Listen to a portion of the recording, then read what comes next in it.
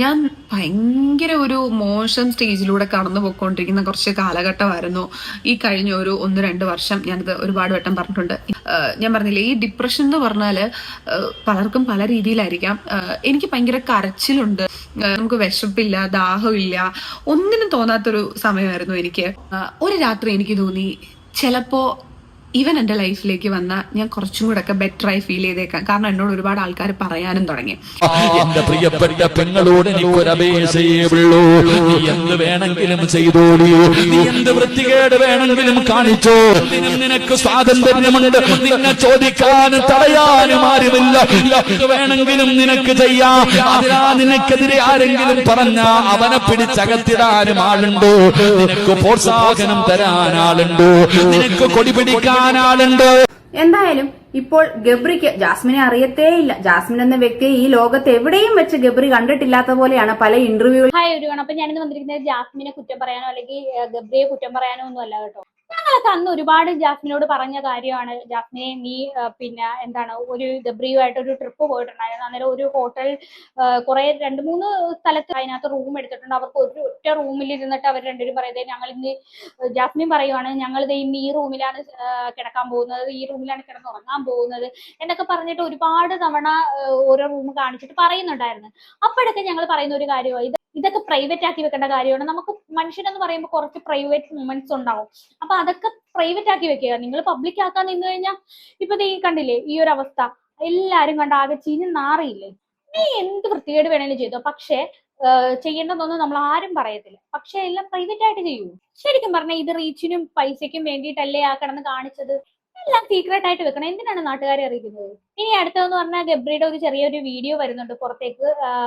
ഗബ്രി ജാസ്മിനെ ഇപ്പൊ തിരിഞ്ഞു നോക്കുന്നില്ല. എന്തായാലും ഒരു ബ്രേക്കപ്പ് ആണ് അവിടെ മണക്കുന്നത്. എന്തായാലും ബ്രേക്കപ്പ് ഇഷ്ടപ്പെട്ടവർക്ക്, ഈ ഒരു ബ്രേക്കപ്പ് ഇഷ്ടപ്പെട്ടവരൊന്ന് തീർച്ചയായിട്ടും ലൈക്ക് അടിക്കുക. ഒരു ഉസ്താദ് വന്ന് ഇതിനകത്ത് ഒരു കാര്യം പറയുന്നുണ്ട്. ആ പുള്ളിക്കാരൻ പറയുന്നത് കേട്ടിട്ട് ഒത്തിരി പേര് അതിന്റെ അടിയിൽ വന്ന് കമന്റ് ഇടുന്ന, ഉസ്താദിന് എന്തിന്റെ കാര്യമാണ്, ഉസ്താദ് എന്തിന്റെ കാര്യത്തിനാണ്, എന്ത് കാര്യത്തിനാണ് ഈ പിന്നെ ഇവരുടെ കാര്യത്തിൽ ഇടപെടാൻ പോകുന്നത്, ഉസ്താദിന്റെ പണിയും നോക്കി നിന്നാ പോരെ, എന്തിനാണ് ഇങ്ങനെ അനാവശ്യ കാര്യങ്ങളിൽ ഇടപെടുന്നത് എന്നൊക്കെ പറഞ്ഞ ഒരുപാട് കമന്റുകൾ വന്നിട്ടുണ്ടായിരുന്നു. എന്തായാലും ഉസ്താദ് മതപരമായിട്ടാണ് സംസാരിക്കുന്നത്. ഉസ്താദ് പറയുന്നത് കേട്ടിട്ട് എനിക്ക് എന്തായാലും തെറ്റായിട്ട് തോന്നുന്നില്ല. ഉസ്താദ് പറയുന്നത് ശരിയെന്ന് തോന്നുന്നവർ തീർച്ചയായിട്ടും സബ്സ്ക്രൈബും ലൈക്കും ഒന്ന് തീർച്ചയായിട്ടും ചെയ്തേക്കണം കേട്ടോ. ആദ്യം നമുക്ക് ജാസ്മിൻ ചില കാര്യങ്ങൾ പറയുന്നുണ്ട്, അതൊന്ന് കേട്ടു വരാം. നമുക്കൊരു 3-3.5 മാസം കൊണ്ടൊക്കെ ഒരാളിൽ ഭയങ്കരമായിട്ട് അഡിക്റ്റ് ആവാൻ പറ്റുമോ? ഒരാൾ നമ്മളെ ടോട്ടലി ചേഞ്ച് ചെയ്യാൻ പറ്റുമോ? ഞാൻ ഭയങ്കര ഒരു മോശം സ്റ്റേജിലൂടെ കടന്നു പോയിക്കൊണ്ടിരിക്കുന്ന കുറച്ച് കാലഘട്ടമായിരുന്നു ഈ കഴിഞ്ഞ ഒരു 1-2 വർഷം. ഞാനത് ഒരുപാട് വട്ടം പറഞ്ഞിട്ടുണ്ട്, ഇനി പറഞ്ഞ് ബോറടിപ്പിക്കുന്നില്ല. അപ്പം ഞാൻ അങ്ങനെ പോയിക്കൊണ്ടിരിക്കുമ്പോൾ എന്ത് ചെയ്താലും ഐ ഫീൽ നം. എനിക്ക് ഒന്നും ചെയ്യാനില്ല. ഞാൻ പറഞ്ഞില്ലേ, ഈ ഡിപ്രഷൻ എന്ന് പറഞ്ഞാല് പലർക്കും പല രീതിയിലായിരിക്കാം. എനിക്ക് ഭയങ്കര കരച്ചിലുണ്ട്, എന്നാൽ ഞാൻ ചില സമയങ്ങളിൽ കരയുന്നില്ല. ഭയങ്കര എംപ്റ്റി ആയിട്ട് ഫീൽ ചെയ്യുക, എനിക്ക് ഒന്നും ചെയ്യാനില്ല. എപ്പോഴും ഉറങ്ങി തീർക്കുമ്പോൾ തന്നെ ഞാൻ ഓക്കെ, എനിക്കൊന്നും ചിന്തിക്കാനില്ലല്ലോ എന്നുള്ളൊരു ഫീല്. നമുക്ക് വിശപ്പില്ല, ദാഹമില്ല, ഒന്നിനും തോന്നാത്തൊരു സമയമായിരുന്നു എനിക്ക്. അപ്പം ഞാൻ കുറെ വട്ടം ആലോചിച്ചിട്ടുണ്ട്, ഇവനെ എൻ്റെ ജീവിതത്തിലേക്ക് കൊണ്ടുവന്നാലോ. എനിക്ക് തോന്നി ഓക്കെ, ഞാൻ ഈ പറയുന്ന വ്യക്തി എൻ്റെ ലൈഫിൽ കൊണ്ടുവന്നാൽ എനിക്ക് ചിലപ്പം ആ ഒരു ബോണ്ട് ഉണ്ടാവാനോ എനിക്ക് പറ്റിയെന്ന് വരില്ല. അപ്പൊ ഞാൻ വിചാരിച്ചു വേണ്ട, നമുക്ക് ഇത് വേണ്ട, സെറ്റ് ആവില്ല എന്നൊക്കെ ഞാൻ വിചാരിച്ചു കേട്ടോ. കുറച്ചു നാൾ കഴിഞ്ഞപ്പോ ഒരു രാത്രി എനിക്ക് തോന്നി ചിലപ്പോ ഇവൻ എൻ്റെ ലൈഫിലേക്ക് വന്ന ഞാൻ കുറച്ചും കൂടെ ഒക്കെ ബെറ്റർ ആയി ഫീൽ ചെയ്തേക്കാം. കാരണം എന്നോട് ഒരുപാട് ആൾക്കാർ പറയാനും തുടങ്ങി. എൻ്റെ ഫ്രണ്ട്സൊക്കെ, ക്ലോസ് ആയിട്ടുള്ള ഫ്രണ്ട്സൊക്കെ പറഞ്ഞു, നീ ഒന്ന് ട്രൈ ചെയ്ത് നോക്കും, ചിലപ്പോൾ മേ ബി നിന്റെ ലൈഫിൽ വളരെ വലിയ മാറ്റങ്ങൾ ഇത് കൊണ്ടുവന്നേക്കാം. ശരിക്കും ജാസ്മിൻ ഇപ്പൊ പറയുന്ന വേറൊരു കാര്യത്തിനെ കുറിച്ചോ അല്ലെങ്കിൽ വേറൊരു വിഷയത്തിനെ കുറിച്ചോ ആണ്. പക്ഷെ കൊള്ളേണ്ട ആള് ഗബ്രിക്ക് ഇട്ട് കൊള്ളിക്കാൻ വേണ്ടിയിട്ടാണ് പുള്ളിക്കാരി അത് പറയുന്നത്. അത് ഏത് ചോറ് തിന്നുന്ന ആൾക്കാർക്ക് മനസ്സിലാവും ഗബ്രിയെ വേണ്ടിയിട്ടാണ് ഈ ഒരു വീഡിയോ എടുത്തത്. ഈ ഒരു വീഡിയോയുടെ താഴത്ത് പിന്നെ അങ്ങനെയാണ് ഒരുപാട് കമന്റുകൾ വരുന്നത്. അപ്പൊ ഞാനൊരു കാര്യം പറയാം, ഗബ്രിക്ക് നാണം ഉണ്ടോ എന്നാണ് എനിക്ക് ചോദിക്കാനുള്ള കാര്യം. എന്താന്ന് വെച്ച് കഴിഞ്ഞാൽ ഗബ്രി നെഗറ്റീവ് ആയിരുന്ന ഒരാളാണ്, അതിനെ പോസിറ്റീവ് ആക്കാൻ വേണ്ടിയിട്ടാണ് ഈ ഒരു ജാസ്മിൻ ജാഫർ കൂടെ നിന്ന് അവന് കാര്യം എന്താന്ന് വെച്ചാൽ ഒരു നെഗറ്റീവ് ആയിരുന്ന ഒരാളെ പോസിറ്റീവ് ആക്കണമെങ്കിൽ ഇവള് കൂടെ വേണമായിരുന്നു. അത് ഗബ്രി നന്നായിട്ട് മുതലെടുത്തു എന്ന് വേണമെങ്കിൽ പറയാം. ശരിക്കും ഇപ്പൊ സംഭവിച്ചത് എന്താന്ന് വെച്ചാൽ ഗബ്രി ജാസ്മിനെ തിരിഞ്ഞു പോലും നോക്കുന്നില്ല. എന്തായാലും വല്ലാത്ത കഷ്ടമാണെന്നല്ലാതെ വേറെ പറയാനൊന്നുമില്ല. ഒരു യുവതി ഇതിനെ കുറിച്ച് ക്ലിയർ ആയിട്ടും ക്രിസ്റ്റൽ ക്ലിയർ ആയിട്ട് തന്നെ പറയുന്നുണ്ട്. ഒന്ന് നമുക്ക് കേട്ടു നോക്കാം. എന്തായാലും ഇപ്പോൾ ഗബ്രിക്ക് ജാസ്മിനെ അറിയത്തേയില്ല. ജാസ്മിൻ എന്ന വ്യക്തിയെ ഈ ലോകത്ത് എവിടെയും വെച്ച് ഗബ്രി കണ്ടിട്ടില്ലാത്ത പോലെയാണ് പല ഇന്റർവ്യൂകളിലും ഇരുന്ന് ഘോരം വാദിക്കുന്നത്. I am still single, I am looking for girls എന്നൊക്കെ പറയുന്നത് കേട്ടാൽ തോന്നും ഇവർ ഇതിനു മുമ്പ് നമ്മുടെ മുമ്പിൽ കിടന്ന് ഒന്നും കാഴ്ച വെച്ചിട്ടില്ലെന്ന്. ഇതിൽ ഞാൻ മാത്രം ബാച്ചിലറുള്ളൂട്ടോ. എന്റെ കല്യാണം കഴിഞ്ഞു. നിങ്ങൾ കല്യാണം കഴിഞ്ഞിട്ടില്ല ജീവിക്കണത്? ലിവിംഗ് ടുഗദർ അല്ലേ?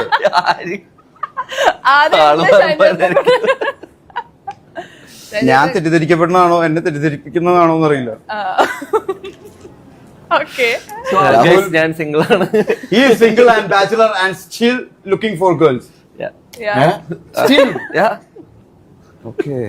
ടോം ചാക്കോ പോലും ഞെട്ടിപ്പോയി. സ്റ്റിൽ ലുക്കിംഗ് ഫോർ ഗേൾസ് എന്ന് ഷൈൻ പോലും എടുത്ത് ചോദിക്കുകയാണ്. കാരണം അതുപോലെയാണ് ഇവർ രണ്ടുപേരും കൂടെ പബ്ലിക്കിന്റെ മുമ്പിൽ കാട്ടിക്കൂട്ടിയ ഒരു പ്രഹസനം എന്ന് പറഞ്ഞു. അപ്പോ ഒരുപാട് പേര് വിചാരിച്ചിരിക്കുന്നത് ജാസ്മിൻ ജാഫറും ഗബ്രിയും തമ്മിൽ വിവാഹം കഴിക്കും, അവര് റിലേഷൻഷിപ്പിലാണ്, അവര് ഉടനെ തന്നെ കല്യാണം കഴിക്കും. കാര്യം അവരങ്ങനെ ആയിരുന്നല്ലോ.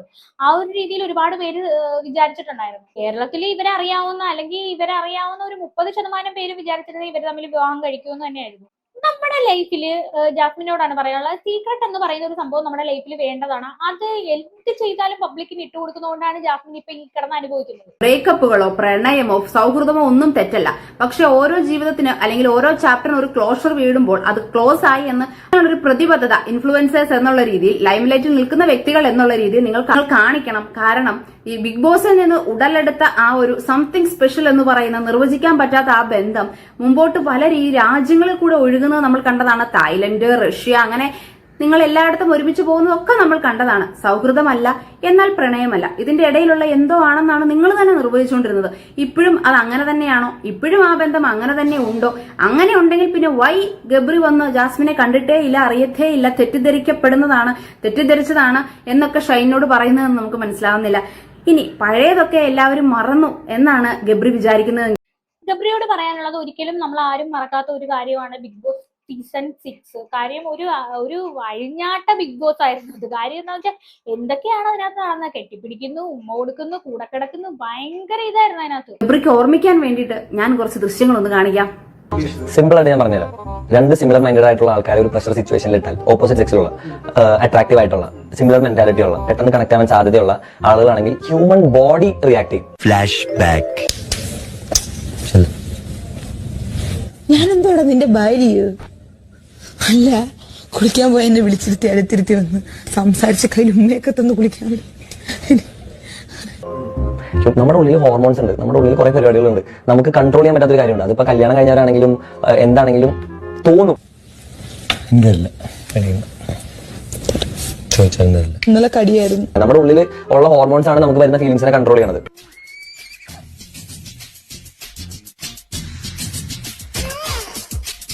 ഹോർമോൺസ് വന്നില്ലെങ്കിലാണ് നമുക്ക് എന്തോ പ്രശ്നമുള്ളത്. മനുഷ്യ ശരീരത്തിലെ ഹോർമോണുകളെ കുറിച്ചും അല്ലെങ്കിൽ ആ ഹോർമോൺ വ്യതിയാനങ്ങൾ വരുമ്പോൾ ഹ്യൂമൻ ബോഡി എങ്ങനെ പ്രതികരിക്കുന്നു എന്നൊക്കെ ഗബ്രി തന്നെ പറഞ്ഞ കാര്യങ്ങളാണ് നമ്മളിപ്പോൾ കണ്ടത്. ഞാൻ നിന്റെ ഭാര്യയാണോടെ എന്ന് സൗഹൃദത്തിൽ ഇരിക്കുന്ന സമയത്ത് ജാസ്മിൻ ചോദിക്കേണ്ടി വന്ന സാഹചര്യം ഉണ്ടാക്കിയത് ഞാനോ നിങ്ങളോ ആരോ അല്ല, ഈ ഗബ്രി തന്നെയാണ്. ഒന്നുമല്ല കേട്ടോ. ബിഗ് ബോസിൽ നിന്ന് പുറത്തിറങ്ങിയതിനു ശേഷവും ഇവർ ഇതുപോലെയുള്ള റീലുകള്, പോസ്റ്റുകള്, ക്യാപ്ഷനുകള് പങ്കുവച്ചിട്ടുണ്ട്. അന്നേരം ഒന്നും ഇതിന്റെ സൗഹൃദം മാത്രമാണെന്നോ ഇതിന്റെ സഹോദരീനെ പോലെയാണെന്നോ ഒരു സുഹൃത്താണെന്നോ ഒന്നും വ്യക്തമാക്കിയിട്ടില്ല രണ്ടുപേരും. എന്നിട്ട് ഇപ്പോൾ ജാസ്മിനെ ലോകത്ത് എവിടെയും വെച്ച് കണ്ടിട്ടില്ലാത്ത പോലെ കൈ കഴുകി അങ്ങ് ഒഴിയാൻ നോക്കുകയാണ് ഗബ്രി മോൻ. അപ്പൊ ഈ വിഷയം ചർച്ച ചെയ്യാനുള്ള കാര്യം എന്താന്ന് വെച്ചാൽ ഇവര് തന്നെ പറഞ്ഞതാണ്, ഞങ്ങൾ ഒരിക്കലും പിരിയത്തില്ല, ഞങ്ങൾ അങ്ങനെയാണ്, ഞങ്ങൾ മരണം വരെ ഒരുമിച്ച് ജീവിക്കുമെന്നൊക്കെ. ഇന്ന് ഗബ്രി ചിരിക്കുകയാണ് ഇന്റർവ്യൂയിലൂടെ. ഒന്നുമല്ല ജാസ്മിൻ എന്ന് പറയുകയാണ്. ഞങ്ങൾ തമ്മിലുള്ള ബന്ധം ഡിഫൈൻ ചെയ്യാനൊക്കെ കുറെ പേര് ഒരുപാട് നാൾ നടന്നൊക്കെയാണ്. പക്ഷെ ആ ഡെഫിനേഷൻ്റെ ഒന്നും ആവശ്യമില്ല. It is something special. അപ്പോ I am extremely grateful for her. I'm extremely grateful for Jasmine in my life. I'm extremely grateful for her. She's something special for me. എന്നൊക്കെ ബർത്ത്ഡേ ദിവസം ജാസ്മിന്റെ ഗിഫ്റ്റുകൾ കയ്യിൽ വച്ചുകൊണ്ട് ഘോര മൈക്കിന്റെ മുമ്പിൽ ഇരുന്ന് പ്രസംഗിച്ചത് ഞാനോ നിങ്ങളോ ആരോ ഇല്ല, നമ്മുടെ ഈ ഗബ്രിമോൻ തന്നെയാണ്. അന്ന് ഷുഗർ ഫിൽസിന്റെ വലിയ മിഠായി പാക്കറ്റുകളും വിലപിടിപ്പുള്ള വാച്ചുകളും അല്ലെങ്കിൽ ഗാഡ്ജറ്റ്സും ഒക്കെ കണ്ടപ്പോൾ എന്താ പറയാ മതി മറന്നു പോയി വിളിച്ചു കൂവിയതായിരിക്കാം. പക്ഷെ ഇതൊക്കെ ഇങ്ങനെ യൂട്യൂബിലും ഇൻസ്റ്റഗ്രാമിലും ഒക്കെ കിടക്കും. നാളെ വന്ന് എനിക്ക് ഇങ്ങനെ ഒരു വ്യക്തിനെ പരിചയമേ ഇല്ല എന്നുള്ള ആറ്റിറ്റ്യൂഡിൽ വന്നിരുന്ന് സംസാരിക്കാൻ നിന്നാൽ ഓരോരോ ട്രോളുകളായിട്ട് ഓരോരോ റിയാക്ഷൻസ് ആയിട്ട് ഇതൊക്കെ പൊങ്ങി വരും എന്ന് ഇനിയെങ്കിലും ഗബ്രി മനസ്സിലാക്കണം. ബിഗ് ബോസിനകത്ത് വെച്ച്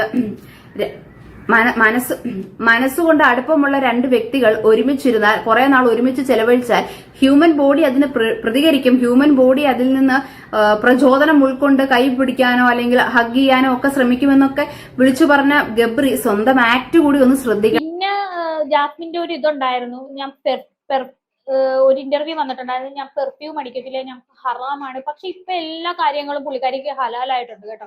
നമുക്ക് അതും കൂടി ഒന്ന് കണ്ടോ, ഇന്റർവ്യൂ കാണാത്തവർക്ക് വേണ്ടി. ഞാൻ പെർഫ്യൂം അടിക്കാറില്ല. ഞാൻ പെർഫ്യൂം അടിക്കാറില്ല. ഞങ്ങക്ക് സ്പ്രേ അടിച്ചുവിടാം, സ്ത്രീകൾക്ക് സ്പ്രേ അടിച്ചുവിടാം. അടിക്കുന്നവരുണ്ട്, ഞാൻ അടിക്കാറില്ല. എന്നെ അങ്ങനെ വലിയ പാടൊന്നുമില്ല. അത്ര ഞാൻ കുളിക്കില്ല. ഞാൻ എല്ലാ ദിവസവും ഊതോ അങ്ങനെ എന്തെങ്കിലും യൂസ് ചെയ്യാറുണ്ട്? ഇല്ല, അത്ര യൂസ് ചെയ്തില്ല, ഒന്നും യൂസ് ചെയ്തില്ല. മുന്നൊക്കെ എനിക്കൊരു സ്പ്രേ വാങ്ങി തന്നതുകൊണ്ട് അത് അതുപോലെ വീട്ടിലിരിപ്പുണ്ട്, ഞാൻ ഉപയോഗിക്കും. മുന്നേക്കനെ അറിയാത്തവർക്ക് വേണ്ടി ഞാനത് പരിചയപ്പെടുത്താം. ജാസ്മിന്റെ കല്യാണം നിശ്ചയിച്ച എക്സ് ബോയ് ഫ്രണ്ട് ആണ്, എക്സ് ഫിയാൻസി ആണെന്നൊക്കെ പറയാം. എന്തായാലും ഞങ്ങളുടെ മതവിശ്വാസ പ്രകാരം സ്ത്രീകൾക്ക് പെർഫ്യൂം ഉപയോഗിച്ചുകൂടാ, ആ ഒരു വിശ്വാസം ഞാൻ ഉറച്ചു നിൽക്കുന്നു എന്നൊക്കെ പറയുന്ന ജാസ്മിന്റെ ഒരു വർഷങ്ങൾക്ക് മുമ്പുള്ള ഒരു ഇന്റർവ്യൂ ആണ് നമ്മളിപ്പോൾ കണ്ടത്. അതേ ജാസ്മിൻ ഇപ്പോൾ എവിടെ എത്തി നിൽക്കുന്നു? എന്തായാലും നമ്മുടെ സിറാജുദ്ദീൻ ഖാസിമി ഒരു പ്രസംഗം നടത്തുന്നുണ്ട്. അത് ഇത്തരത്തിലുള്ള സ്ത്രീകളെ കുറിച്ചിട്ടുള്ള ഒരു പ്രസംഗമാണ്. തീർച്ചയായിട്ടും നിങ്ങൾ അത് മുഴുവനായിട്ടും കാണുക. തിന്മ കണ്ടാല് തിരുത്തുന്ന നന്മ ഉപദേശിക്കുന്ന പ്രായമുള്ള ഉപ്പമാരും ഉമ്മമാരും ഇല്ലാത്തത് കൊണ്ടാണ്.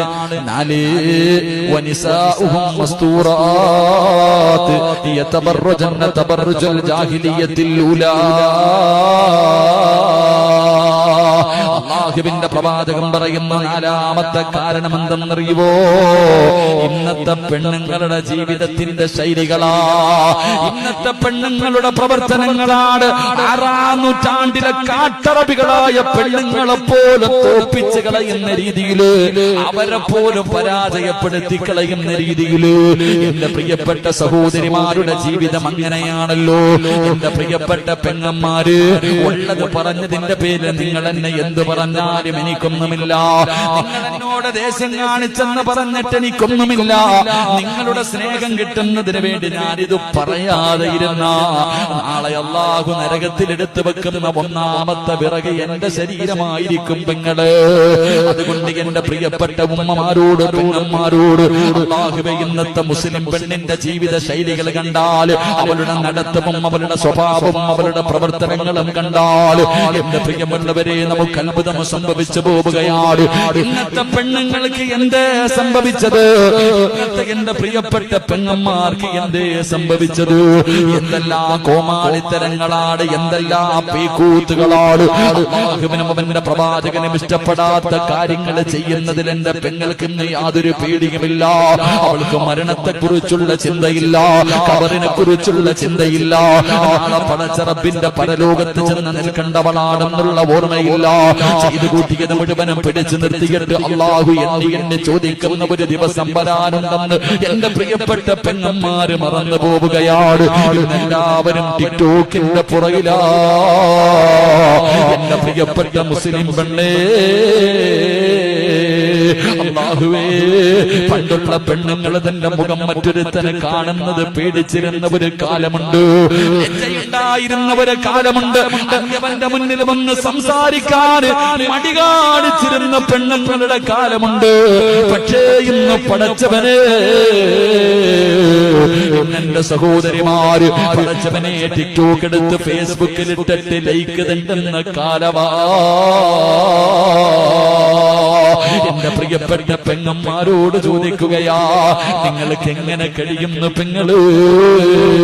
15ഉം 20ഉം വയസ്സുള്ള പെമ്മക്കള് പോകട്ടെ, 40 തികഞ്ഞ എന്റെ ഉമ്മമാര് പോലും ഇന്നതിന്റെ അടിമകളായി മാറിയിരിക്കുകയാണ്. പെങ്ങളെ, 15 വയസ്സുകാരിക്ക് പക്വതയെത്തിയില്ല. ഈ 40 തികഞ്ഞ കിളവിയായ നിനക്കിനി എന്ന് പക്വതയെത്താരാ? 40 തികഞ്ഞ ഉമ്മ 18 വയസ്സുകാരിയായ 20 വയസ്സുകാരിയായ മകളുടെ കൂടെ ടിക്ടോക്ക് നടത്തുന്നത് ഉമ്മയാണ്. അല്ലാഹുവേ, തന്റെ പൊന്നാര മക്കള് തോന്നിവാസം കാണിക്കുമ്പോ മൊബൈല് പിടിച്ചു കൊടുക്കുന്നത് ഉമ്മയാ. എന്റെ പ്രിയപ്പെട്ട സഹോദരിമാരോട് പറയുകയാ, എന്തിനാ മോളെ നിനക്ക് ഈ രാജ്യത്ത് എന്ത് ചെയ്യാനുമുള്ള സ്വാതന്ത്ര്യമുണ്ട്. കാരണം എന്നത് പറയുന്നവൻ അകത്ത് പോയി കിടക്കേണ്ട അവസ്ഥയാ. എന്റെ പ്രിയപ്പെട്ട പെങ്ങളോട് എനിക്കൊരപേക്ഷയേ ഉള്ളൂ, നീ എന്ത് വേണമെങ്കിലും ചെയ്തോളൂ, നീ എന്ത് വൃത്തികേട് വേണമെങ്കിലും കാണിച്ചോ. എന്തിനാ മോളെ ഫർദ ധരിക്കുന്നത്?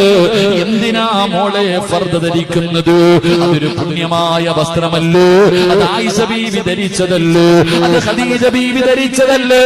അത് അല്ലാഹുവിന്റെ റസൂലിന്റെ കരളിന്റെ ഘട്ടമായ ഫാത്തിമ ബീവി ധരിച്ചതല്ലേ? ഒരുപാട് മഹദികൾ ധരിച്ച ഫർദയല്ലേ മോളെ? എന്തിനാ അതിട്ടുകൊണ്ട് നീ ഈ പണി കാണിക്കുന്നത്? നിനക്കതൊന്ന് ഊരിയിട്ടുകൂടെ? എന്റെ പ്രിയപ്പെട്ട പെണ്ണന്മാര്, ആരെയും മറന്നുപോയി. അല്ലാഹുവിനെ മറന്നു, റസൂലുള്ളാഹിനെ മറന്നു, വാപ്പയെ മറന്നു, ഉമ്മയെ മറന്നു, ഗുരുനാഥനെ മറന്നു, എല്ലാവരെയും മറന്നു. ഏതെങ്കിലും ഒരു മരത്തിന്റെ ചുവട് കിട്ടിയാൽ എന്തിനെന്റെ പ്രിയമുള്ളവരെ ഇന്ന് വാഹനങ്ങളിൽ സഞ്ചരിക്കാൻ കഴിയുന്നില്ല, വീടുകളിൽ യാത്ര ചെയ്യാൻ കഴിയുന്നില്ല. എന്റെ പ്രിയപ്പെട്ടവരെ എവിടെ നോക്കിയാൽ പഠിച്ചവരെ തന്റെ കണ്ണിന്റെ മുന്നിൽ ഉസ്താദന്മാരിയ്ക്കുന്നുണ്ട്, വാപ്പയുടെ പ്രായമുള്ളവരിയ്ക്കുന്നുണ്ട്, ഉമ്മയുടെ പ്രായമുള്ളവരിയ്ക്കുന്നുണ്ട്, തന്നെ പോലെ ചെറുപ്പക്കാരിയായ പെണ്ണുങ്ങളിരിക്കുന്നുണ്ട്.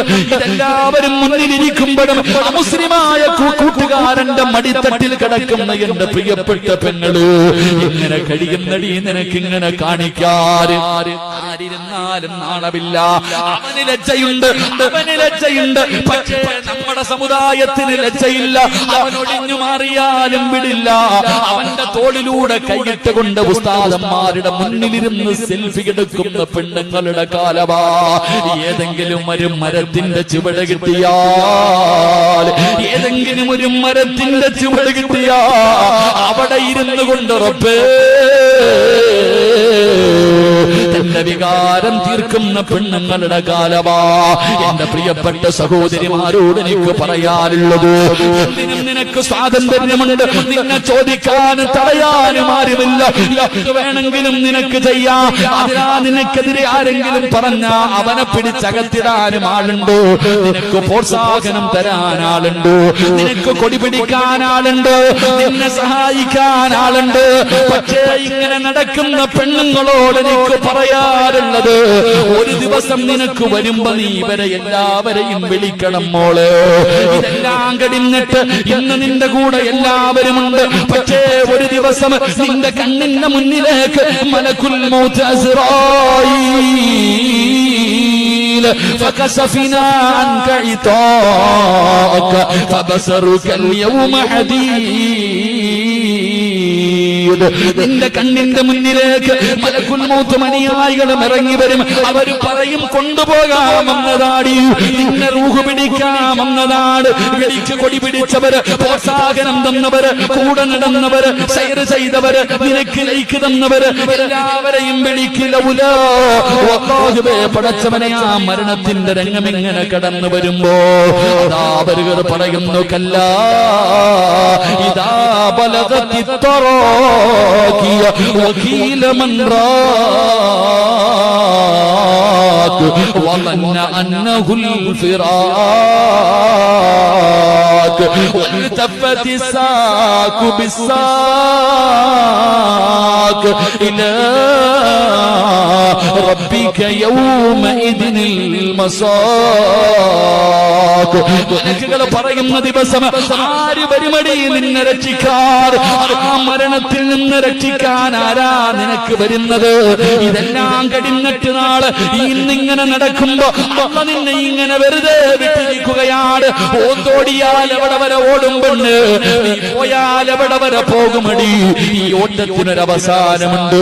അല്ലാഹ് പറയുകയാ, അല്ലാഹ് പറയുകയാ, വത്തഖൂ യൗമൻ തുർജഊന ഫീഹി ഇലല്ലാഹ്. എവിടെ പോയാൽ ഒരു ദിവസം നീ എന്റെ മുന്നിൽ തിരിച്ചു വരുമടി. നീ എവിടെ പോയാൽ നാളെ എന്റെ മുന്നിൽ വന്ന് നിൽക്കുന്ന ഒരു ദിവസം നിനക്ക് വരാനുണ്ട്. അതുകൊണ്ട് പെങ്ങളോട് പറയുകയാ, ഇന്നെല്ലാ ഫ്രണ്ട്ഷിപ്പാണ്. ഇവന്റെ കയ്യിൽ പിടിച്ചാലും കുറ്റം പറയാ പാടില്ല. കൂട്ടുകാരാണ് പെങ്ങളെ വ്യഭിചാരമെന്ന് പറഞ്ഞാൽ ആണും പെണ്ണും കിടപ്പറയിൽ കിടന്ന് ശാരീരികമായി ബന്ധപ്പെടുന്നതിന് മാത്രമല്ല വ്യഭിചാരമെന്ന് പറഞ്ഞത്. അല്ല വ്യഭിചരിക്കരുതെന്നല്ല പറഞ്ഞത്.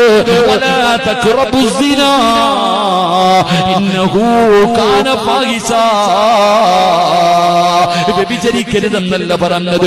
നിങ്ങൾ അടുക്കല്ല്, നിങ്ങൾ അടുക്കല്ല്. അവന്റെ കയ്യിൽ പിടിക്കുന്നത് വ്യഭിചാരമാണ്. അവനെ കാണുന്നത് വ്യഭിചാരമാണ്. അവനോട് സംസാരിക്കുന്നത് വ്യഭിചാരമാണ്. അവൻ പറയുന്നത് കേൾക്കുന്നത് വ്യഭിചാരമാണ്. അവനെ കുറിച്ച് ചിന്തിക്കുന്നത് വ്യഭിചാരമാണ്.